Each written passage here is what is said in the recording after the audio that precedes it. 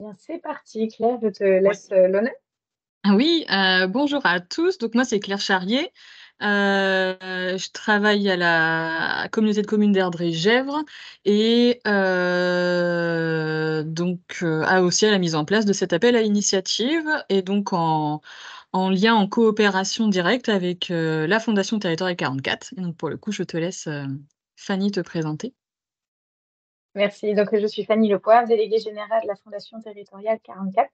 Et on est ravis d'échanger avec vous aujourd'hui pour te présenter cet appel à initiative qu'on a lancé conjointement avec la communauté de communes d'Erdre-et-Gèvres sur le même principe pour ceux qui connaissent des appels à initiative de la Fondation territoriale 44, mais sur le territoire spécifique d'Erdre-et-Gèvres et avec les soutiens de Malakoff Humaniste, de la Fondation RTE, de GRDF, de la CCI et toute cette dynamique que l'on peut voir aussi avec une commission et des parties prenantes. Et on va pouvoir vous présenter un petit peu tout ça et surtout répondre à toutes vos questions pour faciliter la rédaction de votre dossier de candidature. Donc, n'hésitez pas pendant l'échange à nous couper, à intervenir quand vous le souhaitez si vous avez la moindre question. Et pour compléter, je vois d'ailleurs qu'il y a Nathalie Guillaumiton qui est là, avec nous. Qui va pouvoir aussi peut-être participer et puis échanger avec les associations voilà, qui faisaient partie de notre groupe de travail. Mm. Alors, c'est parti. Je vais d'abord juste remettre dans le contexte et présenter la Fondation territoriale pour ceux qui ne connaissent pas. La Fondation territoriale 44, elle a vu le jour il y a tout juste un an, mais elle a maturé pendant 18 mois et l'idée, c'est différents acteurs du territoire, entreprises, collectivités, associations, syndicats, citoyens qui se sont réunis autour de la table pour réfléchir à comment relocaliser en circuit court le mécénat et faciliter le financement des associations locales par des acteurs locaux. Partant de ce principe, l'enjeu, c'est vraiment de permettre à des TPE, PME, ETI de faciliter le développement du mécénat, de leur faciliter la démarche de comment faire ses premiers pas dans le mécénat. On parle de mécénat financier, mais aussi de compétences et en nature. Et l'enjeu, c'est du coup d'avoir plus d'impact sur le territoire pour réduire les inégalités. On parle d'inégalités sociales, sociétales et environnementales. On se veut être vraiment très global, d'avoir cette approche systémique, de dire que le social est étroitement lié à l'environnemental. Et puis du coup, ça passe par aussi soutenir les associations avec ce type d'appel à initiative et de partenariat avec d'autres acteurs comme la communauté de communes d'Erdre-et-Gèvres pour faciliter toujours plus de philanthropie. Donc, on se positionne vraiment comme un tiers de confiance sur le territoire pour cette démarche de mécénat. Et vous pouvez voir sur ce slide aujourd'hui les entreprises, collectivités, associations, syndicats et fondations qui sont partenaires de la Fondation territoriale. Alors, certains sont mécènes de la Fondation territoriale, mais il y en a ça représente qu'une dizaine. Tous les autres, ce sont des personnes qui sont engagées bénévolement sur du mécénat de compétences, sur du partenariat avec des associations. On a trois champs d'action principaux. Le premier, c'est le centre de ressources du mécénat, le PRIM 44, qui propose des outils gratuits pour les associations et les entreprises. On a ensuite du soutien en mécénat avec des appels à initiative, avec une démarche très collective et on en est un bon exemple aujourd'hui de mise en action. Et puis le troisième champ d'action, c'est d'être cet espace d'interconnaissance et de coopération avec nous au cœur de notre ADN, cette approche systémique, mais c'est aussi cette volonté de co-construire avec des acteurs qui n'ont pas l'habitude de travailler ensemble pour qu'on soit juste plus efficace. Donc ça fait partie de notre ADN. Ça veut dire aussi, par exemple, qu'on a du mécénat de compétences avec une société d'intelligence collective qui est Sensenco et qui nous accompagne dans toutes nos démarches. Et tout ce qu'on fait est toujours co-construit avec les parties prenantes. Et je voulais juste vous faire un petit focus sur le centre de ressources et la partie association pour que vous sachiez tout ce qui est proposé à l'heure actuelle, même si ça fait une petite année qu'on existe, des outils qu'on a pu mettre en place. Donc, c'est sur la partie violette à droite. On a d'abord des webinaires thématiques. On en a un prochainement sur le modèle socio-économique. On va en avoir un sur la communication, la gouvernance. On en a fait dernièrement sur la mesure d'impact, sur le modèle économique et tous les webinaires sont disponibles en replay sur notre page YouTube. Et à chaque fois, on a un expert qui intervient et on a une, deux, voire trois associations locales qui viennent témoigner pour expliquer concrètement comment derrière ça se met en application et qu'est-ce que je peux faire. On a aussi de l'accompagnement individuel avec des permanences téléphoniques. On a un programme de mentorat où on a des experts du mécénat qui accompagnent des petites associations locales à structurer, à mettre en place un plan d'action de mécénat sur le territoire. Ça va redémarrer en janvier. On est en train de créer un référentiel des mécènes locaux. Donc, lorsqu'on échange dans la permanence téléphonique, on déroule ce listing pour voir s'il y en aurait que vous ne connaîtriez peut-être pas encore et qui pourraient être intéressants de contacter. Et donc, on a les contacts directs. Il y a de l'accompagnement collectif avec des formations au mécénat pour vous permettre de monter en compétence sur ce sujet, mais aussi sensibiliser votre gouvernance. Donc, il y a un niveau 1 et puis un niveau 2. Et puis des ateliers de co-développement. On en fait un par mois, où l'idée, c'est d'avoir 6-7 participants qui viennent de tout horizon d'entreprises, de collectivités, des experts de l'accompagnement des associations, et vous arrivez avec votre problématique autour de votre modèle économique, de votre stratégie de mécénat, et pendant un format 2 heures one-shot, avec la méthode de l'intelligence collective et du co-développement, vous repartez en fait avec des idées, une prise de hauteur, d'autres choses que vous pourriez peut-être imaginer pour vous débloquer en fait ce sujet et donner des pistes pour avancer. Voilà un petit peu. Vous aurez le lien de la page YouTube justement en dessous, si vous voulez aller y faire un tour. Et puis sur notre site internet, si vous voulez vous inscrire à une des formations ou permanence téléphonique, allez-y, c'est fait pour vous. Voilà, donc je ne vous en dis pas plus sur la fondation territoriale. Après, si vous avez des questions, surtout, n'hésitez pas. Et puis, Claire, je vais te laisser la main pour présenter l'appel à initiative dédié au territoire d'Erdre-et-Gèvres. Oui, alors pour le coup, cet appel à initiative, donc effectivement, on ne fait pas tout seul de notre côté, parce que l'idée, c'est bien de faire ensemble et de faire avec les personnes qui savent faire, et voilà, d'avoir un collectif qui travaille main dans la main. Et donc pour le coup, on a un groupe de travail qui s'est mis en place, composé d'associations et de citoyens, de collectivités, d'entreprises, institutions et fondations. Donc, on a le conseil de développement d'Erdre-et-Gèvres qui est venu nous aider dans la mise en place de cet appel à initiative, un représentant du comité des initiatives locales, et puis l'association Les Petits Ruisseaux, qui, elle, a été lauréate du premier appel à initiative de la Fondation Territoriale 44 et qui œuvre sur le territoire d'Erdre-et-Gèvres, notamment vers Nord-sur-Erdre. Voilà, en collectivité, on a des collectivités plutôt du territoire, hein, donc la CCEG et puis une collègue de la ville de Sucé-sur-Erdre. Et puis en entreprise, institution, fondation, donc effectivement la CCI, la Fondation Territoriale 44, GRDF, Malakoff Humanis, pardon, et la Fondation RTE. Donc en fait, on s'est réunis plusieurs fois pour justement mettre en place cet appel à initiative collectivement. Voilà. Alors le contexte, donc sur le territoire, enfin en tout cas là, ce qui a amené à la thématique de cet appel à initiative, c'est, la nécessité effectivement de maintenir le lien et la cohésion sociale du territoire, d'intensifier la transition du territoire vers un modèle plus durable. Voilà, l'idée c'est de faire plus de liens avec les ressources du territoire, et effectivement aussi la nécessité d'associer les citoyens à la définition et à la production des services de politique publique, et de soutenir les initiatives citoyennes. Ça fait vraiment partie, en tout cas au niveau politique, du projet politique de l'intercommunalité. Voilà, et donc les grandes orientations de cet appel à initiative, donc il y en a 3, c'est favoriser les solidarités sur le territoire, les transitions écologiques, énergétiques et sociétales, avec des S, c'est mieux, et puis contribuer aux coopérations entre acteurs. Voilà. N'hésitez pas à me couper, hein, si vous avez des questions. Donc pour le coup, un peu dans le dur, du sujet, donc là, c'était écrit, hein, sur le site internet de la CCEG, mais pour vous rappeler les conditions d'éligibilité, donc déjà, c'est être une association d'intérêt général. Même si vous n'avez pas le rescrit fiscal, c'est pas exigé, mais c'est une condition sine qua non pour pouvoir bénéficier du mécénat. Agir majoritairement au bénéfice des habitants d'Erdre-et-Gèvres, sur une ou plusieurs communes du territoire. Et il faut que les initiatives que vous présenterez débutent, soit ont débuté, soit débutent dans l'année du conventionnement du financement. Voilà. Les modalités de soutien, c'est donc une dotation globale de 15 000 €, et puis avec un don par association de maximum 5 000 €. Et la durée du soutien, elle est d'1 an, pour l'instant. Voilà. Et au niveau du calendrier, donc l'appel à initiative a été publié fin juin. Donc l'idée c'était de laisser le temps pour candidater parce que déjà on arrivait sur la période de vacances scolaires et puis l'idée c'était pas non plus de mettre une pression trop forte, même si nous on a aussi besoin d'avoir un tempo et donc pour que vous puissiez répondre fin septembre.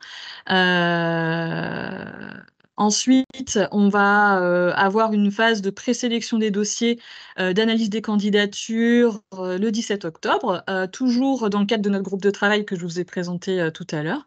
Ensuite, il y aura une phase instruction, donc une phase d'instruction qui ne se fera pas peut-être comme vous avez l'habitude sur dossier, mais qui fera l'objet d'une rencontre avec vous, d'un rendez-vous avec 2 personnes, donc qu'on appelle instructeur expert. Donc un instructeur expert, c'est une personne qui va avoir l'habitude d'instruire des dossiers, et puis une personne qui représente plutôt le monde de l'entreprise.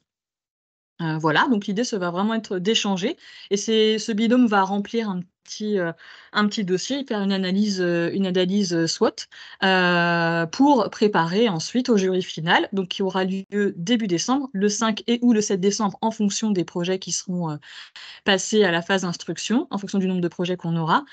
Voilà, donc le passage devant un jury final, c'est pareil, on est vraiment sur une discussion, on n'est pas sur un coup près. L'idée, c'est vraiment de pouvoir échanger avec vous sur le projet et voir de quelle manière le projet répond aux axes de cet appel à initiative. Voilà. Et l'annonce des lauréats se fera en janvier. Voilà. Et si je peux juste apporter des petites précisions sur ces différentes étapes. Le dossier, finalement, c'est aussi surtout pour vérifier, vous répondez bien aux critères, au cadre, à la thématique proposée dans cet appel à initiative. L'instruction, elle est là pour se dire, en fait, le dossier écrit suffit pas pour vraiment comprendre votre projet. L'idée, c'est la rencontre. Et, euh, Mm. et ces rencontres-là, même si vous n'êtes pas lauréat de cet appel à initiative, pour l'avoir vécu sur d'autres appels à initiative, apporte beaucoup parce que ça vous permet de rentrer en contact avec aussi des chefs d'entreprise du territoire, avec d'autres acteurs de l'accompagnement des associations du territoire que vous ne connaissez peut-être pas, et donc de créer aussi des nouvelles connexions avec eux en direct. Ces personnes, elles font ça bénévolement parce que justement, elles ont envie de faire plus de liens avec les associations du territoire. Le jury final, il sera aussi représentatif de différentes parties prenantes, puisqu'il y aura une collectivité, un chef d'entreprise locale, association, j'oublie, grande entreprise, grosso modo. Voilà, donc il y aura 5 personnes, je ne sais plus exactement, Claire, le nombre, Oui, c'est c'est ça? ça. Oui, c'est ça, ouais, exactement. Mm. Voilà. Et je pense, tu me dis si je me trompe, l'annonce des lauréats en janvier, c'est l'annonce officielle, mais il y a peut-être l'annonce officieuse, en tout cas auprès des associations, qui pourra peut-être être un peu plus tôt, en Oui, décembre. oui. Mm. Tout à fait. Voilà, on vous a tout dit. Donc maintenant, la parole est à vous pour répondre à toutes vos questions.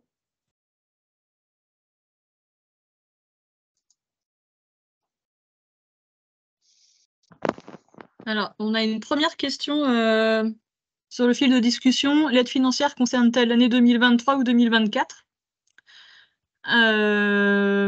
L'aide financière, elle concerne en fait, euh,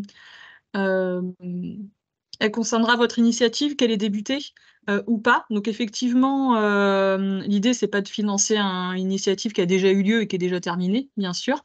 Mais elle pourra concerner des dépenses, en gros, si on veut être un peu plus pratico-pratique, des dépenses que vous avez déjà engagées en 2023. Mais aussi en 2024. L'idée, c'est qu'on n'aille pas trop loin dans le temps dans la mise en œuvre de votre initiative pour qu'on puisse, nous aussi, on est sur une idée d'expérimentation. Donc l'idée, c'est aussi de pouvoir montrer que ça fonctionne et montrer que les projets se réalisent, que les initiatives se réalisent. Donc c'est pour ça qu'on laisse pas plus d'1 an après la signature de la convention pour que l'initiative se réalise. Voilà. Je sais Et pas si tu l'initiative veux. n'est pas obligée d'être terminée au bout d'1 an, mais qu'il y ait des choses qui se soient engagées et que l'argent ait été utilisé. C'est ça.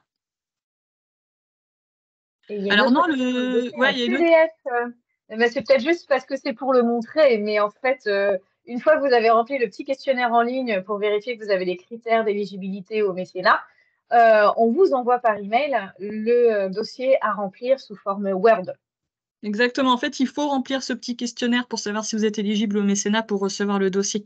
C'est pour ça que vous l'avez pas eu, mais vous l'aurez en Word. Dès que vous remplissez le petit questionnaire, vous mettez votre mail, vous cliquez sur OK et normalement, vous le recevez automatiquement.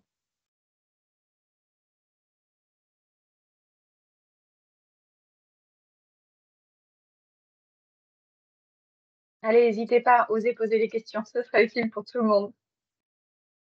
Et vous pouvez ouvrir vos micros et les poser en live, hein, surtout. C'est Ne la bulle restreignez magique. pas au chat. C'est la bulle Alors, la magique bulle qui pose la magique, question. vous pouvez réactiver votre micro si vous voulez, on peut tester.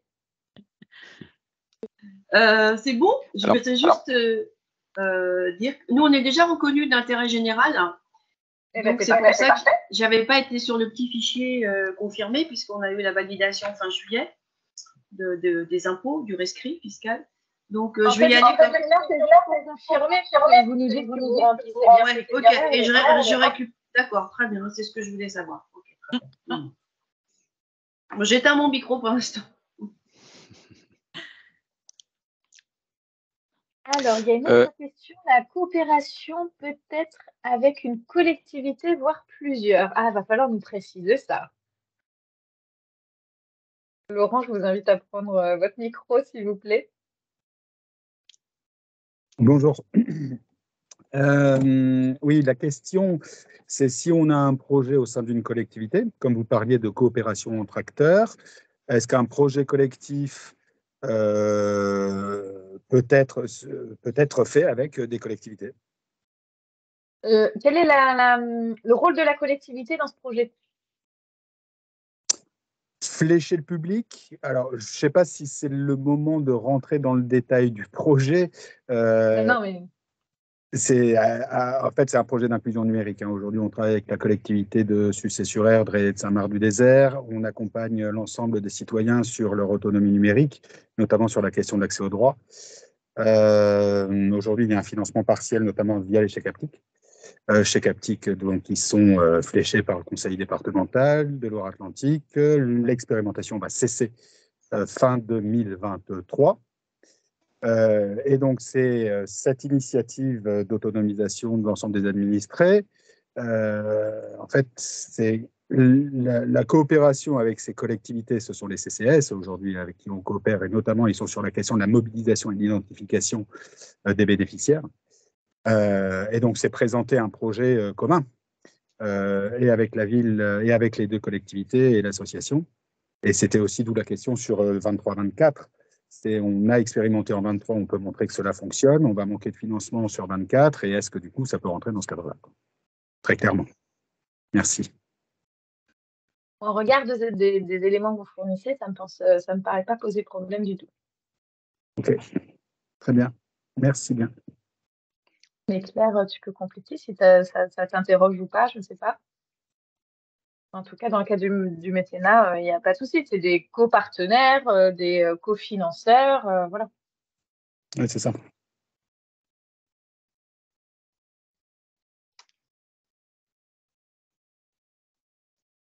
Est-ce qu'il y a d'autres questions? Moi, je peux avoir une petite question. C'est pas évident de la poser sans rentrer vraiment dans le sujet, mais nous, on travaille aujourd'hui déjà avec certaines entreprises qui nous font des dons réguliers, on va dire. Je m'occupe moi de l'association 100 pour 1. Et du coup, c'est savoir comment on peut un peu structurer ce projet-là pour raccrocher un petit peu les entreprises qui déjà travaillent avec nous, quoi. Je ne sais pas comment exprimer ça, mais Amener les entreprises vers le mécénat via la fondation? voilà, c'est-à-dire là aujourd'hui, on travaille un petit peu en lien direct.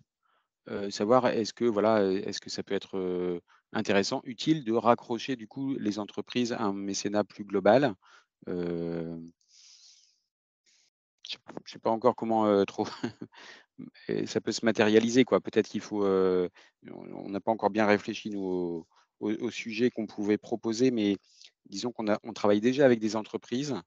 Est-ce que, est-ce qu'on peut soumettre un projet qui les inclut et qui quelque part qui existe un petit peu déjà et qu'on aimerait bien développer à plus grande échelle avec d'autres entreprises si possible? Ça veut dire que le public que vous accompagnez, ce sont les entreprises, c'est ça? Non, le public qu'on accompagne, nous, ce sont des gens qui soit sont en demande d'asile, soit sans papier, voilà. Et certains sont logés, et donc nous, notre objectif, c'est effectivement de les loger s'il y a besoin. Et pour cela, eh bien, on a besoin de donateurs. Et donc, on a des donateurs privés, et on a des entreprises qui nous accompagnent. Voilà. Donc, savoir comment on peut rapprocher quelque part ces entreprises qui nous accompagnent déjà au projet global, quoi, qu'on pourrait proposer. Eh ben, moi, je vous invite à prendre rendez-vous à la permanence téléphonique que propose la Fondation territoriale. Comme ça, on pourra aller en détail sur votre projet et explorer des premières pistes et pourquoi pas organiser soit un co-développement, soit participer au programme de mentorat qui se lance dans quelques mois pour vous aider à structurer davantage votre stratégie de mécénat, si je comprends bien. C'est ça, ouais. Ouais, c'est ça. Ok.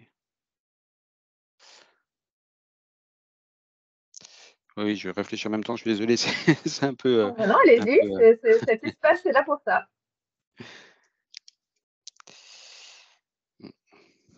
Est-ce qu'il y a d'autres questions?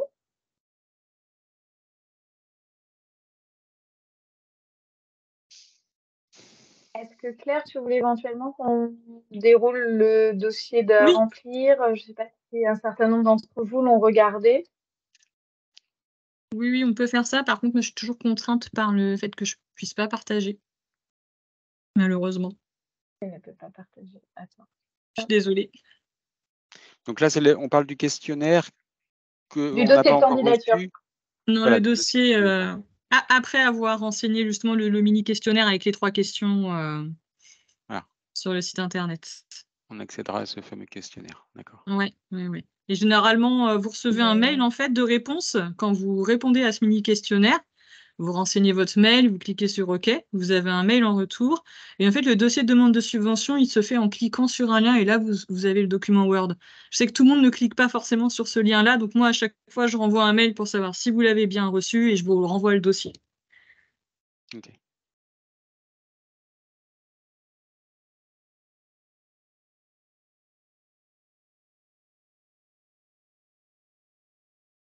Alors, est-ce que tu peux maintenant, Claire, ou pas?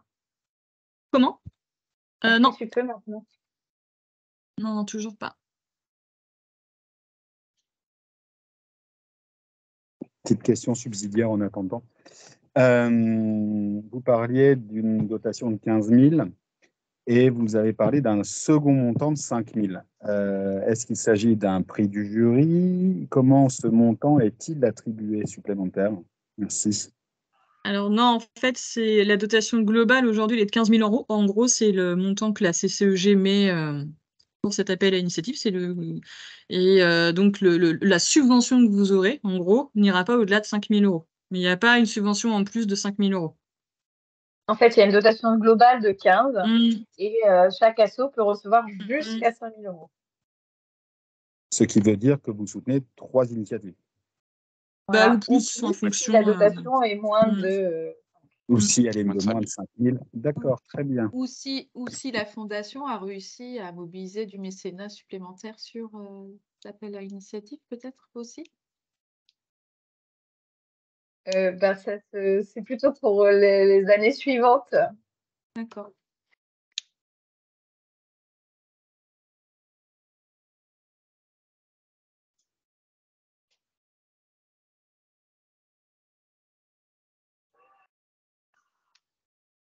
Normalement, je t'ai donné les accès, Claire. Non, je ne peux pas partager. Désolée.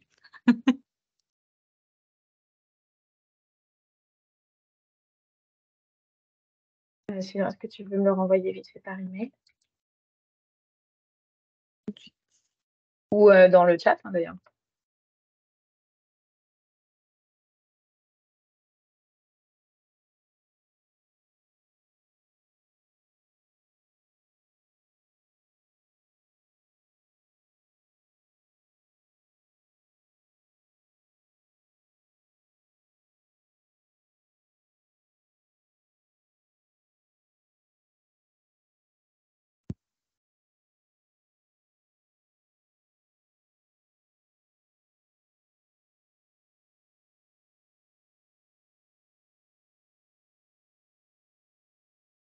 J'aurais dû prévoir une petite musique d'attente.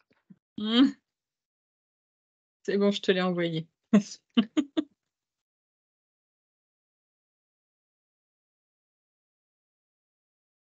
Ah, je vois que quelqu'un a rempli en direct une demande, le mini questionnaire. Au moins, ça sert à ça l'attente. Voilà.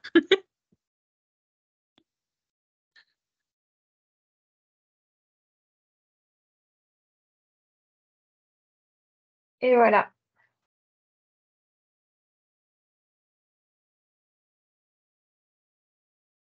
Est-ce que vous voyez bien tous le document?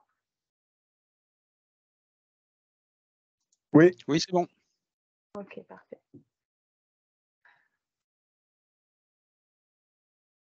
Est-ce que je te laisse le commenter, Claire? Tu me dis, après, on va pas faire question par question, mais c'est l'histoire de le montrer. Oui. Oui, ça marche.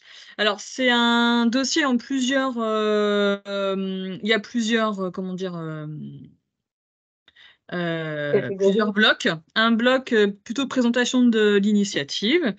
Donc là où vraiment vous allez dans le cœur de votre initiative, on vous demande un petit résumé d'initiative, ça permet d'avoir voilà, quelque chose de direct et de savoir un peu ce que c'est. Et puis après aller un petit peu plus dans le détail.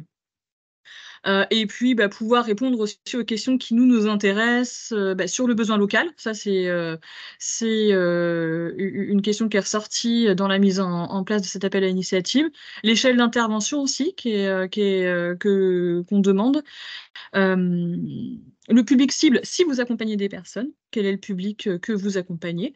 Et puis les impacts écologiques et sociétaux de votre initiative. Voilà, étant donné que ça rentre totalement dans le champ d'action, normalement, dans le champ d'action de notre appel à initiative.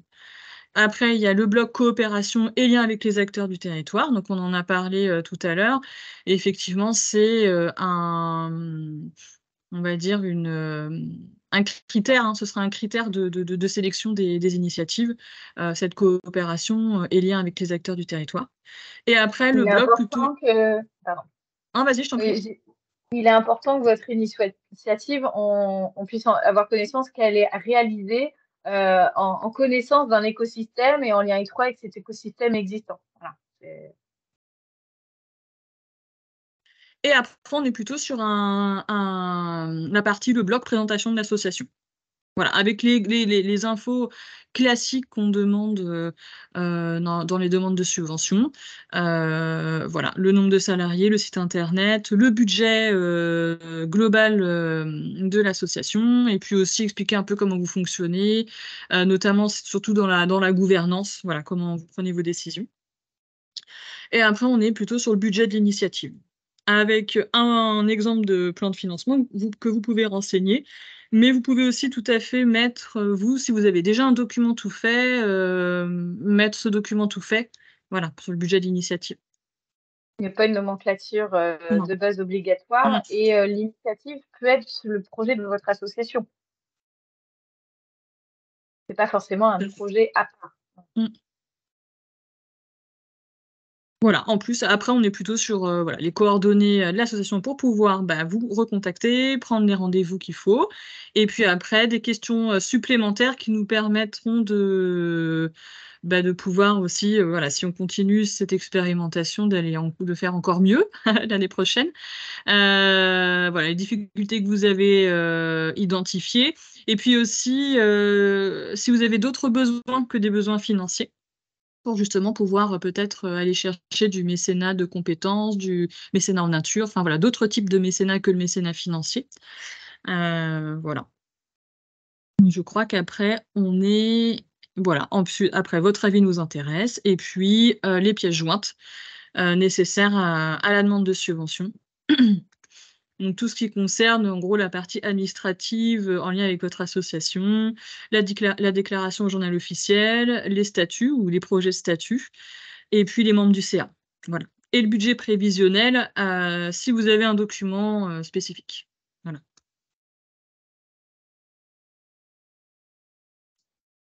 Est-ce que vous avez des questions sur ce dossier de candidature? Alors, moi, je suis désolé, j'ai une question très bête. Je n'arrive pas à trouver l'endroit sur le site pour répondre demander ce document. Est-ce que vous pouvez nous guider rapidement? Oui. Bien. Alors... Donc, et déjà sur Google, vous mettez appel à initiative Air Drégève. Vous tombez tout de suite sur la page de l'appel à initiative. Très bien. Essayez de le partager aussi tout de suite. Il fallait se servir de Google. Initiative.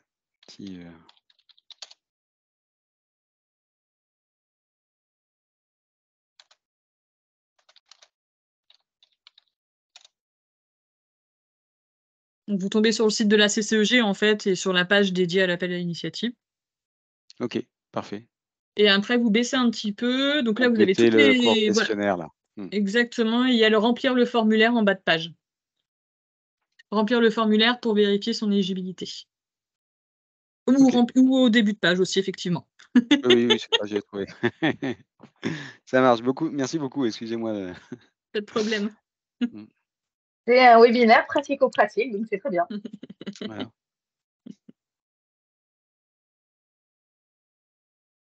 Est-ce que le document doit être très détaillé ou est-ce que le deuxième rendez-vous reprendra plus en détail? Je dirais que le document doit être suffisamment détaillé pour qu'on puisse apprécier votre projet, le comprendre et savoir s'il rentre dans les critères. Voilà. Donc effectivement, vous n'avez pas besoin de faire de tout détailler en long, en large et en travers, puisqu'il y a effectivement ce rendez-vous pour aller plus loin. Mais quand même écrire le nécessaire pour qu'on ait une bonne appréhension de l'initiative que vous présentez et que voilà, il y a quand même une petite phase de présélection en amont des instructions. Donc l'idée c'est aussi que voilà, on puisse nous avoir un minimum d'informations, enfin même un maximum d'informations pour qu'on puisse bien comprendre votre initiative.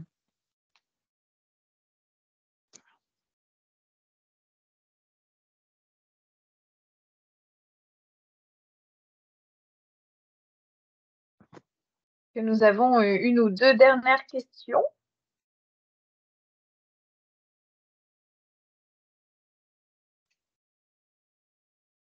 Bonjour, est-ce que je peux poser une question aux participants?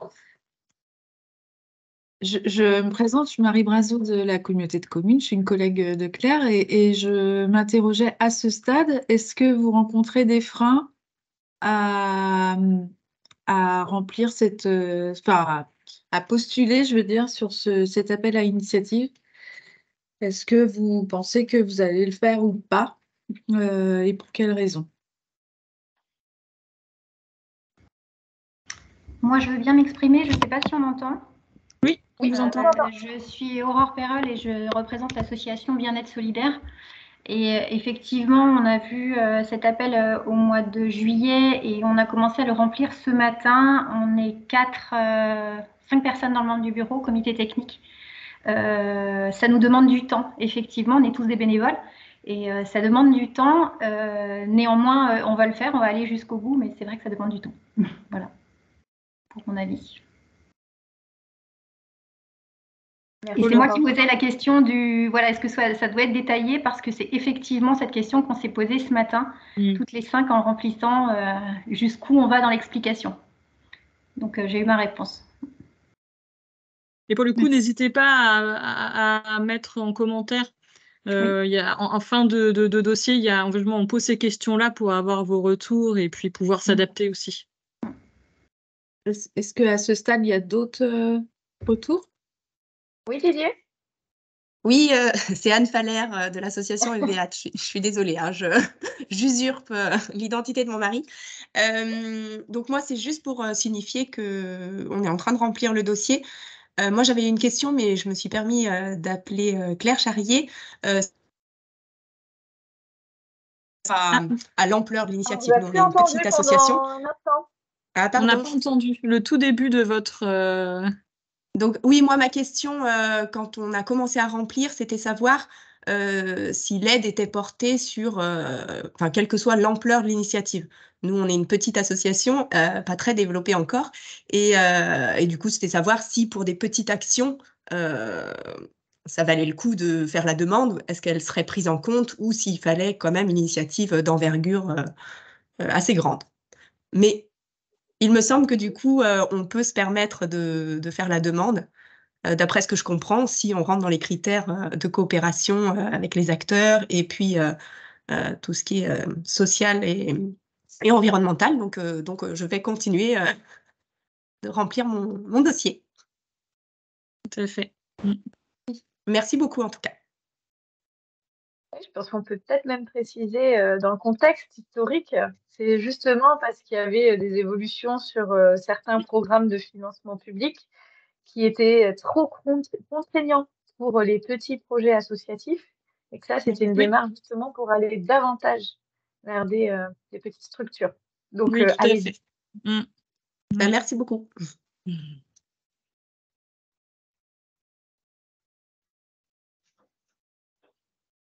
Est-ce qu'il y a d'autres retours?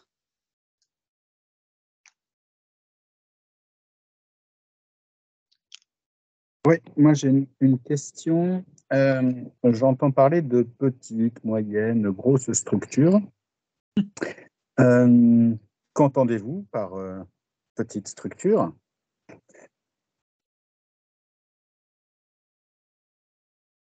Petite structure, petite association, voilà, comme on voit, 4 personnes bénévoles, effectivement, c'est ouvert aussi aux petites associations qui portent des projets, des initiatives. En gros, l'idée, c'est aussi de se dire, on n'est pas obligé d'être une grosse structure pour faire changer les choses, et parfois aussi des initiatives.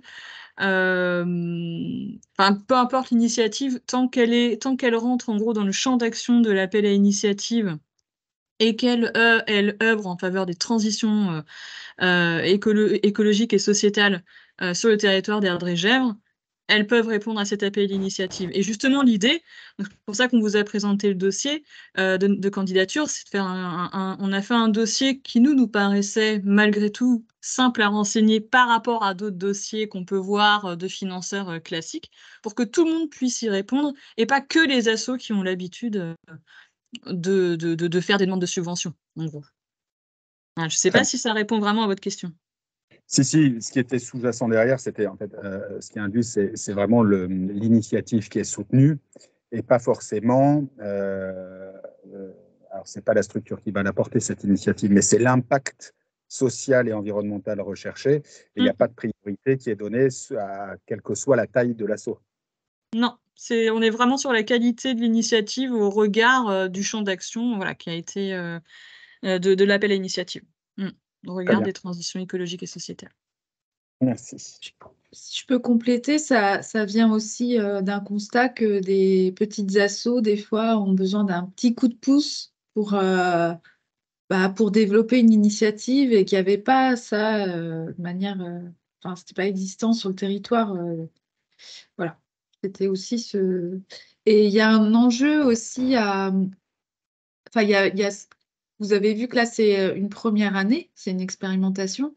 Et il y a un enjeu aussi à avoir les initiatives qui se proposent.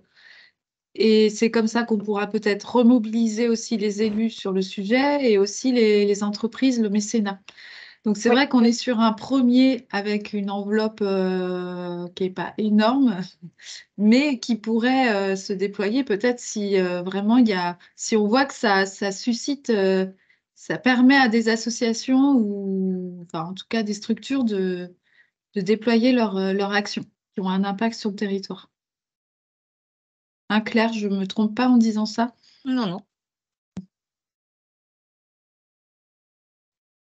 Alors moi, j'ai une petite question juste au niveau de la chronologie, comment ça peut se passer? Parce que là, on doit faire le projet avant le 30 septembre, je crois.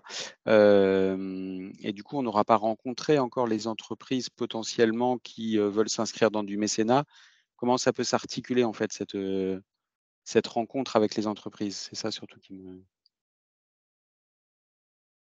Alors, la première rencontre avec les entreprises, elle va se faire au moment de l'instruction des dossiers. Donc, c'est entre le 6 et le 17 novembre, si votre candidature elle est présélectionnée.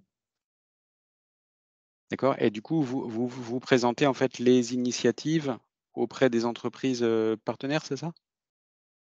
Non, en fait, c'est que la phase d'instruction, ça veut dire qu'une fois qu'on a votre dossier de candidature et que vous êtes présélectionné par le groupe de travail avec multi-acteurs, il y a une instruction où on vient vous rencontrer dans vos locaux avec un chef d'entreprise, un représentant d'entreprise, avec un expert de l'accompagnement. Et donc, c'est là que la première rencontre se fait. Et ces personnes-là sont là pour instruire votre dossier, savoir si en fait le dossier est cohérent avec la candidature proposée et si on croit un peu au porteur du projet, au projet pour aller plus loin jusqu'à l'étape du jury final. Et l'idée, c'est qu'à terme, avec les lauréats de cette première expérimentation, on puisse valoriser ces projets qui auront été collectivement sélectionnés par toutes ces parties prenantes pour pouvoir essayer de les soutenir dans la durée et de les valoriser auprès des entreprises du territoire qui sont déjà dans notre réseau. Mais comme on est sur une expérimentation de cette première année, aujourd'hui, c'est les ambitions que l'on a, mais il n'y a encore rien d'écrit ni d'établi.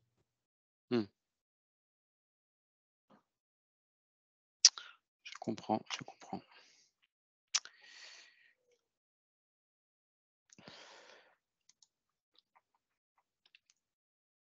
Est-ce qu'il reste une dernière question peut-être?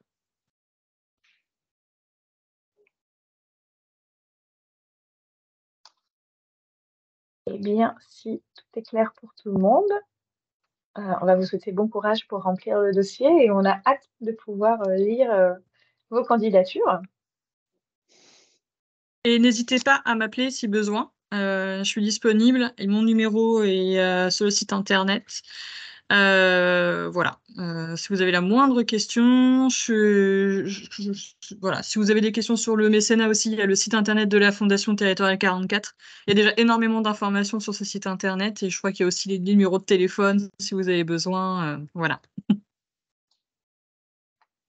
Très bien, merci beaucoup. Merci beaucoup. Merci, bonne fin de journée, au revoir. Merci à vous aussi. Au revoir. Au revoir. Au revoir.